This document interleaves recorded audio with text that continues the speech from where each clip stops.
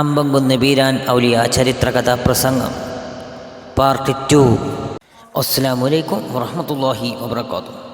സർവശക്തനായ അള്ളാഹുവിൽ എല്ലാം സമർപ്പിച്ച് മുത്തു മുഹമ്മദ് മുസ്തഫ സല്ലല്ലാഹു അലൈഹി വസല്ലമ തങ്ങളിൽ സല്ലല്ലാഹു അലാ മുഹമ്മദ് സല്ലല്ലാഹു അലൈഹി വസല്ലം എന്ന സ്വലാത്തും സമർപ്പിച്ച് ബഹുമാനപ്പെട്ട അജ്മീർ ഫക്കീർ അമ്പംകുന്ന് ബീരാൻ ഔലിയ ഉപ്പാപ്പയുടെ ചരിത്രകഥാപ്രസംഗം പാർട്ട് 2 ഞങ്ങൾ ഇവിടെ അവതരിപ്പിക്കുകയാണ്. അതെ, അപ്പോൾ നമ്മൾ പറഞ്ഞു വെച്ചത് തായിപ്പനമണ്ണ ഇന്ന് കൊടിമരവും പത്തായവും നേർച്ചയും നടക്കുന്ന ആ വീട്ടിൽ ദാരിദ്ര്യം അനുഭവിക്കുന്ന കാലത്ത് ആ വീട്ടിലെ പുണ്യവനിത റബ്ബിനോട് മനമുരുകി പ്രാർത്ഥിക്കുകയാണ്. ആ പ്രാർത്ഥിക്കുന്ന സമയത്ത് അതാ ഉമ്മറ ഭാഗത്തു നിന്ന് ഒരാൾ വിളിക്കുന്നു.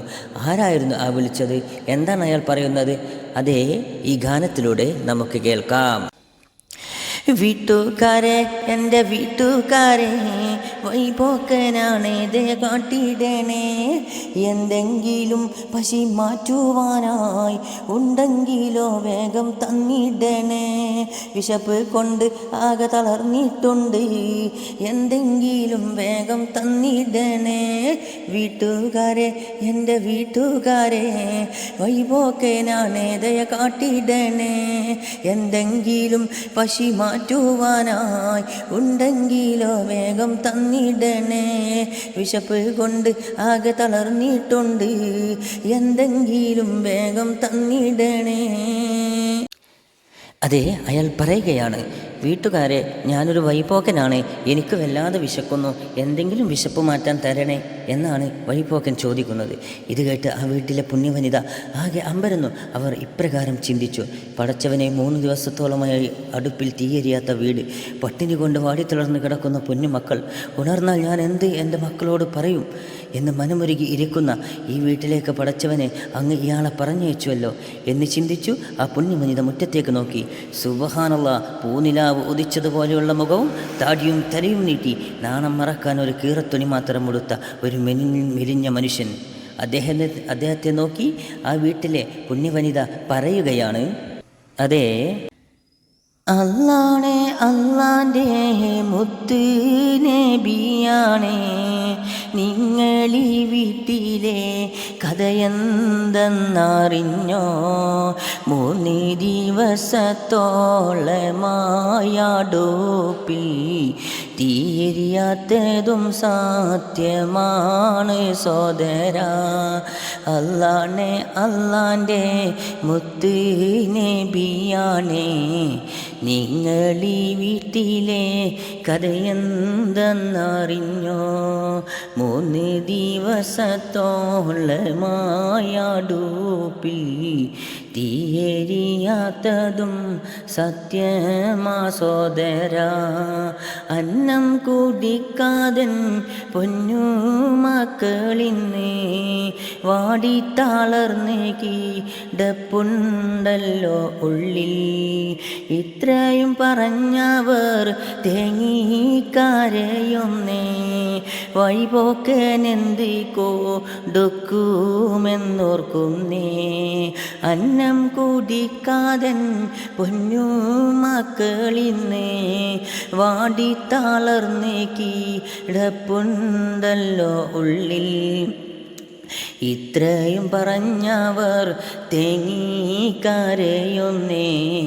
വഴിപോക്കനെന്ത് കൊടുക്കുമെന്നോർക്കുന്നേ. അല്ലാണേ, അല്ലാൻ്റെ മുത്ത് നബിയാണേ, നിങ്ങളീ വീട്ടിലെ കഥയെന്തെന്നറിഞ്ഞോ? 3 ദിവസത്തോളമായി അടുപ്പിൽ തീയെരിയാത്തതും സത്യമാ സോദരാ.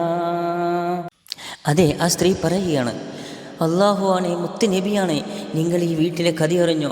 3 ദിവസത്തോളമായി അടുപ്പിൽ തീയെരിഞ്ഞിട്ട് പട്ടിണി കൊണ്ട് അന്നം കിട്ടാതെ എൻ്റെ പൊന്നുമക്കൾ വാടിത്തളർന്ന് ഉറങ്ങിയിരിക്കുകയാണ്. ആ സ്ത്രീ സ്വയം മനംനൊന്ത് കരയാൻ തുടങ്ങി.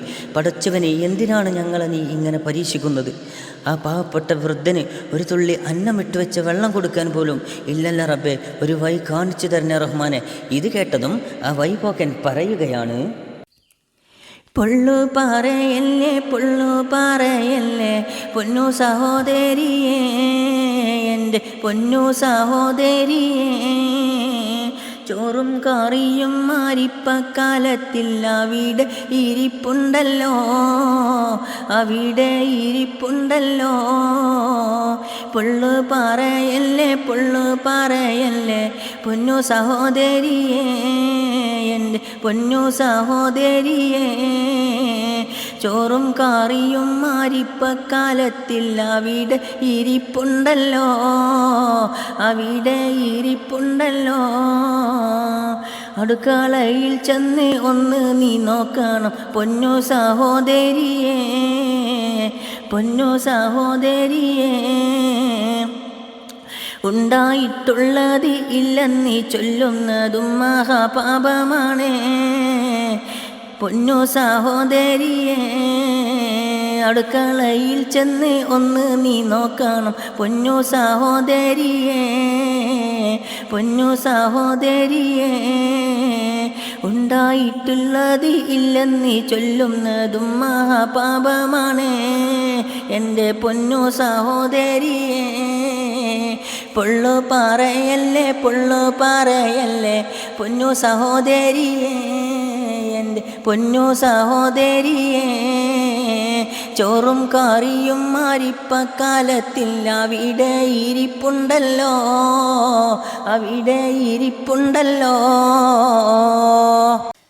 അതെ, അദ്ദേഹം പറയുകയാണ്, അടുക്കളയിൽ അരിപ്പക്കലത്തിൽ ചോറിടുന്നിട്ട് ഇല്ല എന്ന് പറയുന്നു.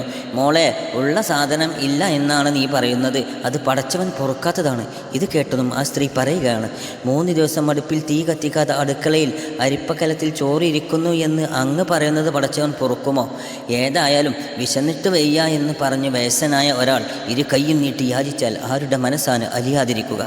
അങ്ങനെ ആ പുണ്യവനിത അടുക്കളയിലേക്ക് പോയി നോക്കുമ്പോൾ അവിടെ കാണുന്ന കാഴ്ച സുബ്ഹാനല്ലാഹ്.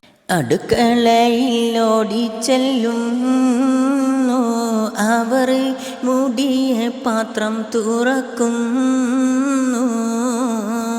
എന്തൊരതിശയം കാണുന്നു, ചോറും കറിയും കാലത്തിൽ ഇരിപ്പുണ്ടേ. അടുക്കളയിൽ ഓടിച്ചെല്ലുന്നു അവർ, മൂടിയ പാത്രം തുറക്കുന്നു. എന്തൊരതിശയം കാണുന്നു, ചോറും കറിയും കാലത്തിൽ ഇരിപ്പുണ്ടേ.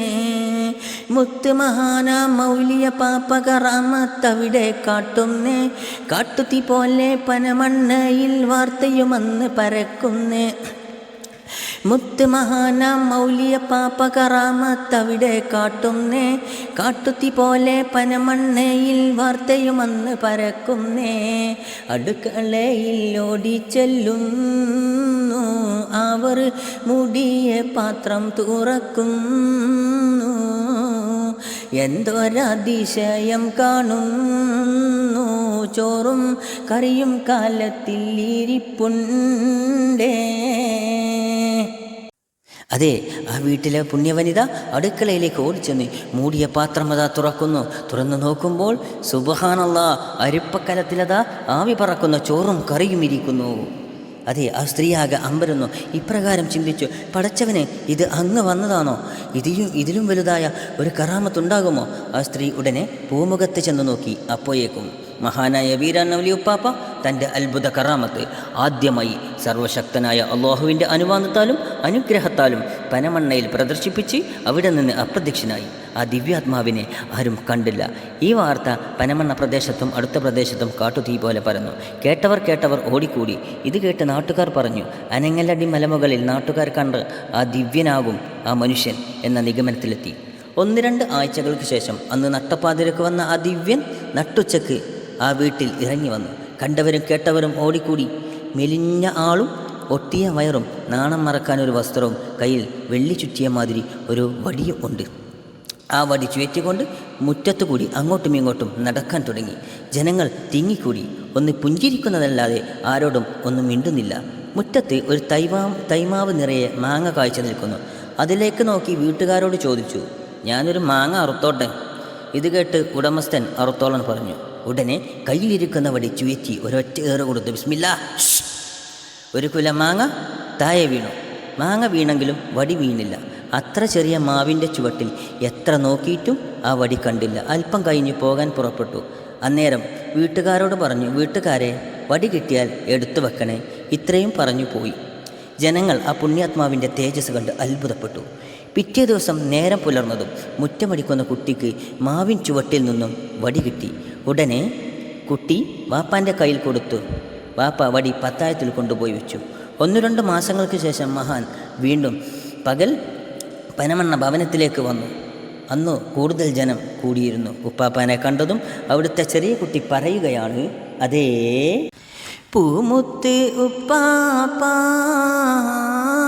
ഞാനൊന്ന് പറഞ്ഞോട്ടെ, അങ്ങയുടെ വാടി ഞങ്ങൾക്ക് കിട്ടിയേ, ഞങ്ങളുടെ ഉപ്പാൻ്റെ പത്തായത്തിൽ വടിയുണ്ടേ. പൂമുത്ത് ഉപ്പാപ്പ, ഞാനൊന്ന് പറഞ്ഞോട്ടെ, അങ്ങയുടെ വാടി ഞങ്ങൾക്ക് കിട്ടിയേ, ഞങ്ങളുടെ ഉപ്പാൻ്റെ പത്തായത്തിൽ വടിയുണ്ടേ.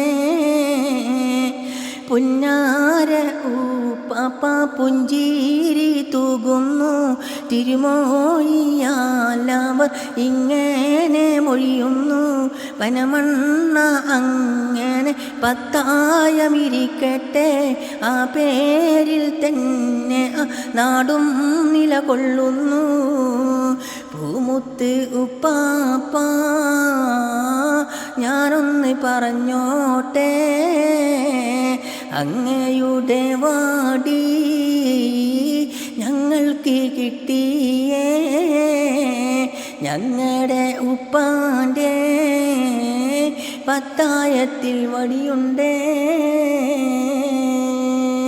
അവിടുത്തെ ചെറിയ കുട്ടി പറയുകയാണ്, ഉപ്പാപ്പ, നിങ്ങളുടെ വടി ഞങ്ങൾക്ക് കിട്ടി, ഞങ്ങളുടെ ഉപ്പാൻ്റെ പത്തായത്തിൽ വെച്ചിട്ടുണ്ട് എന്ന് പറഞ്ഞു. ഇത് കേട്ട് ഉപ്പാപ്പ പുഞ്ചിരിച്ചുകൊണ്ട് ഇങ്ങനെ പ്രവചനം ചെയ്തു. അങ്ങനെ പനമണ്ണ ഒരു പത്തായം ഇരിക്കട്ടെ. ഇന്നും മഹാന്റെ ആ പ്രവചനം ആ സ്ഥലത്തിന് പനമണ്ണ പത്തായം എന്ന പേരിൽ നിലകൊള്ളും. അങ്ങനെ ബഹുമാനപ്പെട്ട ഉപ്പാപ്പ അവിടെ നിന്നും പുറപ്പെടുന്നു. ഓരോ നാട്ടിലൂടെ വീണ്ടും യാത്ര തിരിക്കുന്നു. അങ്ങനെ ഇരിക്കെ മഹാനവറുകളും ശിഷ്യന്മാരും നിലമ്പൂർ ചന്തക്കുന്നിലൂടെ ഒരു ഹോട്ടലിൻ്റെ മുമ്പിലൂടെ നടന്നു പോയിക്കൊണ്ടിരിക്കുകയാണ്. ആ ഹോട്ടലിൻ്റെ മുതലാളി വളരെ അഹങ്കാരിയും മഹാന്മാരെ വിശ്വാസമില്ലാത്തവനുമായിരുന്നു. ഉപ്പാപ്പയെയും ശിഷ്യന്മാരും കണ്ടതും അവൻ ഇങ്ങനെ പറഞ്ഞു, അതേ അന്ന് ഓരോ നാളിൽ ചന്തക്കുന്നിലൂടെ ഉപ്പാപ്പ പോയിടുമ്പോൾ ഒരു ഹോട്ടൽ മുതലാളി മുത്തി മഹാനോരെ പുച്ഛിച്ച് കളിയാക്കുന്നേ. അന്ന് ഓരോ നാളിൽ ചന്തക്കുന്നിലൂടെ ഉപ്പാപ്പ പോയിടുമ്പോൾ ഒരു ഹോട്ടൽ മുതലാളി മുത്തി മഹാനോരെ പുച്ഛിച്ച് കളിയാക്കുന്നേ.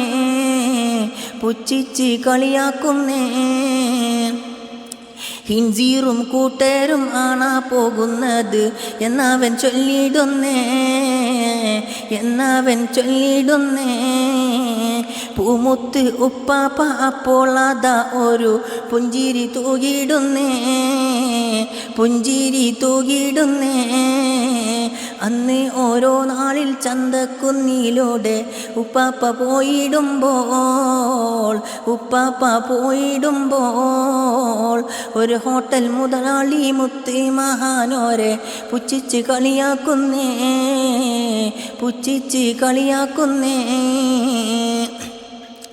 മുത്തി മഹാനോരെ കറാമത്ത് അന്ന് അവിടെയും കണ്ടിടുന്നേ. നാഥൻ്റെ ഹക്കാലെ അവനുള്ള ശിക്ഷയും പെട്ടെന്നിറങ്ങിടുന്നേ.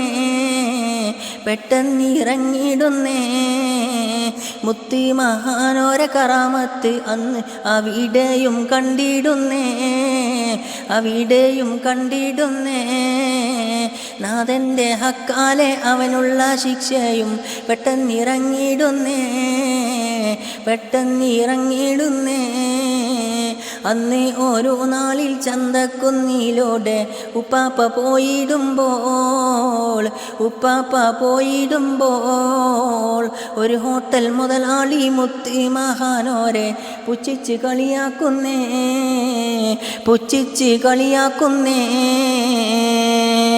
അതാ ഉപ്പാപ്പയെയും ശിഷ്യന്മാരെയും കണ്ടതും അവൻ പറയുകയാണ്, ഒറ്റപ്പന്നിയും കൂട്ടരും പോകുന്നത് കണ്ടോ എന്ന് ഉപ്പാപ്പാനെ നോക്കി അവൻ പറഞ്ഞു. ബഹുമാനപ്പെട്ട ഉപ്പാപ്പ അവനെ നോക്കി ഒന്ന് പുഞ്ചിരിച്ചു. അവിടെ നിന്ന് നടന്നകന്നു. അധിക സമയം കഴിഞ്ഞില്ല, മഹാനായ ഉപ്പാപ്പയുടെ കറാമത്ത് അവിടെയും കാണുകയാണ്. മഹാനവറുകളെ കളിയാക്കിയ അവനുള്ള ശിക്ഷ റബ്ബ് സുബ്ഹാനഹു വ തആല അവിടെ ഇറക്കുകയാണ്. എന്തായിരിക്കും ആ ഹോട്ടലുടമക്ക് സംഭവിച്ചിരിക്കുക? എന്ത് ശിക്ഷയായിരിക്കും അവന് ലഭിച്ചിരിക്കുക? അതേ, ബാക്കി കേൾക്കാം അടുത്ത എപ്പിസോഡിൽ. കാത്തിരിക്കുക. സബ്സ്ക്രൈബ് ചെയ്യുക, ലൈക്ക് ചെയ്യുക, ഷെയർ ചെയ്യുക. തൊട്ടടുത്തുള്ള ബെല്ലൈക്കനും കൂടി എനേബിൾ ചെയ്യുക. ഞങ്ങൾ അപ്ലോഡ് ചെയ്യുന്ന മറ്റുള്ള വീഡിയോകൾ നിങ്ങളിലേക്ക് എത്തിച്ചേരുന്നതാണ്. അസ്സലാമു അലൈക്കും വറഹ്മത്തുള്ളാഹി വബറകാതുഹു.